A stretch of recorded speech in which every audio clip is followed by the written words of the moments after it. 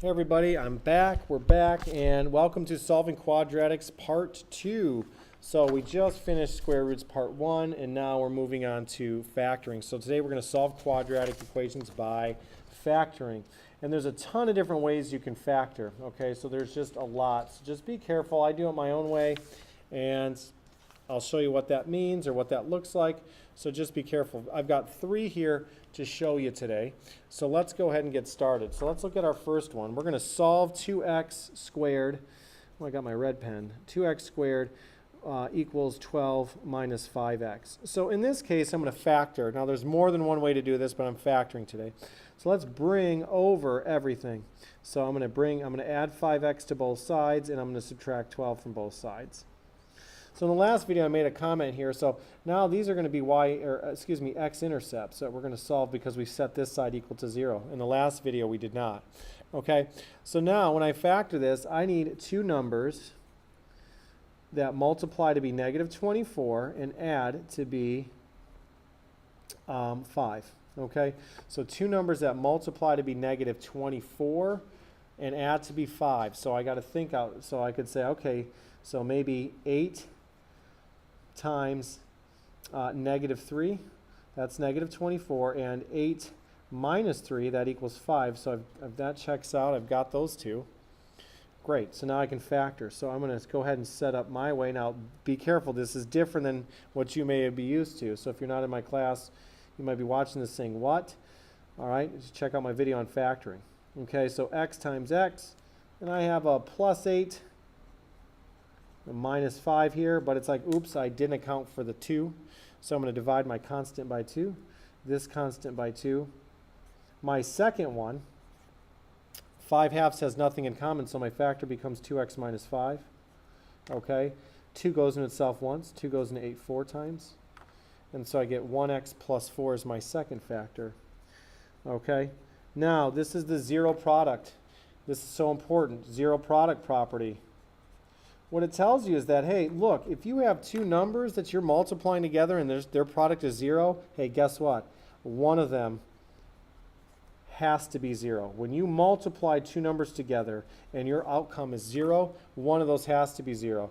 So now I have 2 linear equations to solve for x. I subtract 4 from this side, so one of my solutions is x equals 4.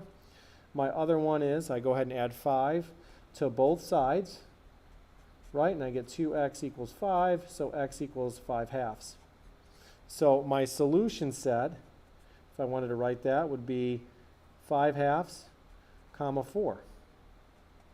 Okay, that's my solution set. X equals these 2 values. You can circle them. This is just another way to write it. Okay, so that's the first example I have for you, and I can check these by plugging them back in, okay, if I wanted to. All right, second one is nice. It's already set up for us. I don't have anything to bring over. So again, we're going to be looking at x-intercepts here because technically y equals 0 here. Okay? And so we're going to solve 2x squared minus 9x plus 4 equals 0.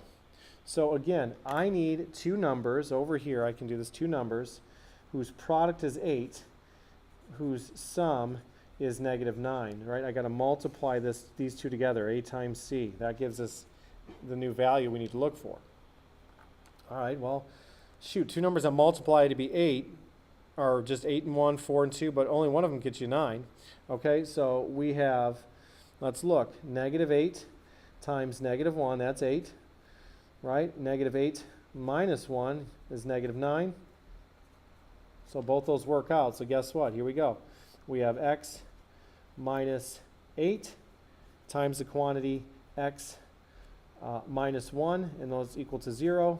I didn't, again, account for the 2, so I divide by 2, divide by 2. Now, guess what? 1 half, that doesn't simplify. One of my factors is 2x minus 1. The other factor here, well, 2 goes in itself once, 2 goes in 8 4 times, I get x minus 4. Again, that zero product property tells me, hey, x minus 4 equals 0, or 2x minus 1 equals 0. Zero product property. So x equals 4, or add 1 here, so 2x equals 1, x equals 1/2. So my two solutions are 1/2, comma 4. It's the solution set, okay? Last example. So those two, these are all now factorable. And where did we set our last example? There it is. Right there. Solve 3r squared minus 16 minus 7 equals 5. So almost to where we want to start it. So I'm rewriting my problem here. So what we're going to do is subtract 5 from both sides. So we're left with 3r squared minus 16r minus 12 equals 0. Now let's look at two numbers that multiply to be negative 36, and those same two numbers add to be negative 16. So now this is where it's like, ooh, okay, so you've got 9 and 4, right?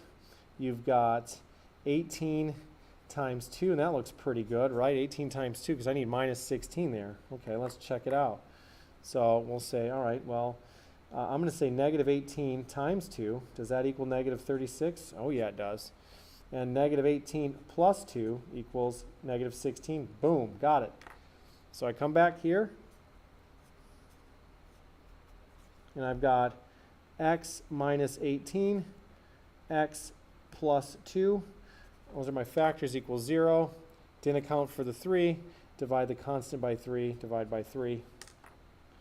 2/3, nothing in common, so you get 3x plus 2. That equals 0. And our other factor here, 3 goes into itself once, 3 goes into 18 6 times. You get 1x minus 6, or just x minus 6 is my other factor. The product of two numbers, their product is 0. Hey, guess what? One of them is 0. So you get 3x plus 2 equals 0. X equals 6. If I subtract 2, I get 3x equals negative 2. X equals negative 2/3. All right, so my two solutions. Notice how I always write the smaller solution first. Okay, and there we go, negative 2/3 and 6. Okay, that's the equation solving. So that is solving quadratic equations by factoring. If you have any questions or comments, please let me know, and we will see you next time.